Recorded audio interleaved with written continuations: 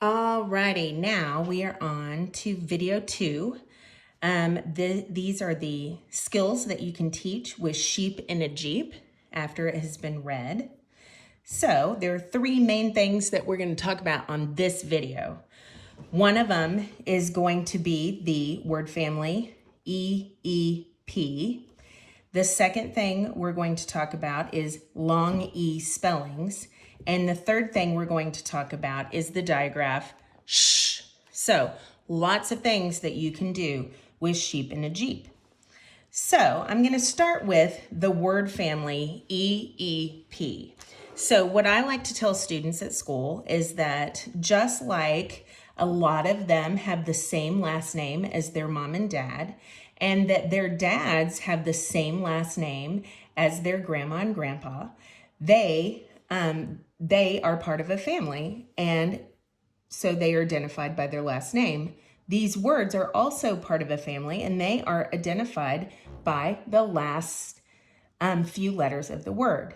Now, this also goes along with rhyming, but in this case, we're going to be calling it word family EEP.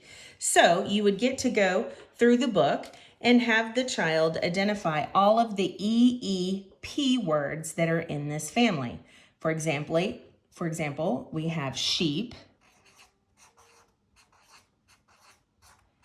and Jeep from the cover.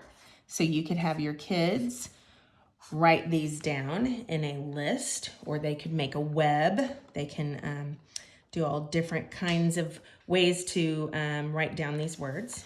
So we still have sheep in a Jeep, and you would keep going and you would see beep, beep, and you go, oh yeah, that ends with an EEP. So that would be part of that word family. Then you have sheep in a Jeep on a hill that's steep. So you could add steep to your word family. Yay, we're all related. All right. Then you have, uh-oh, the Jeep won't go. Sheep leap to push the Jeep. Now, we already have sheep and we already have Jeep.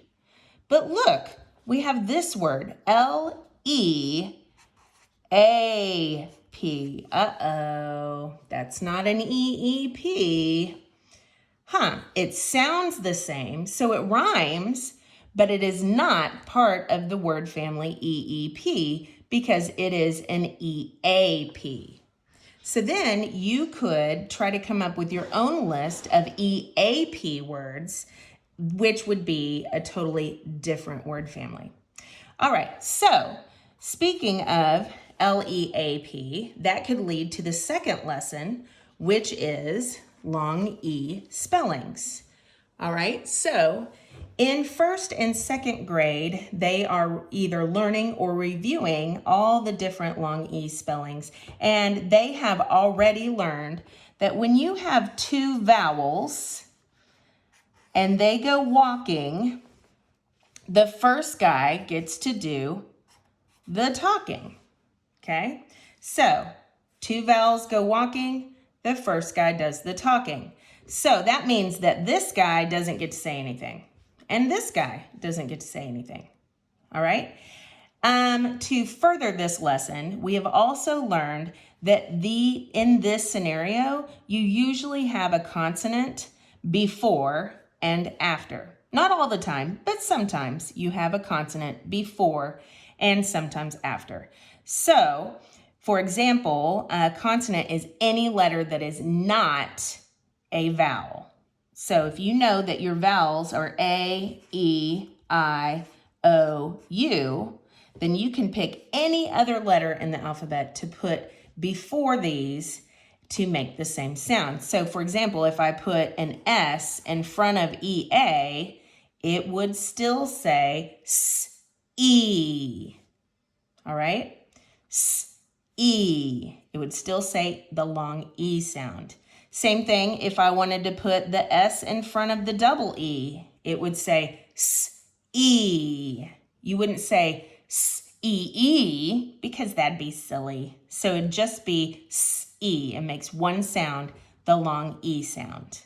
All right. Sometimes it even has a consonant at the end of the word. So for example, if I put the word the letter L at the end of this, it would be seal, seal, seal.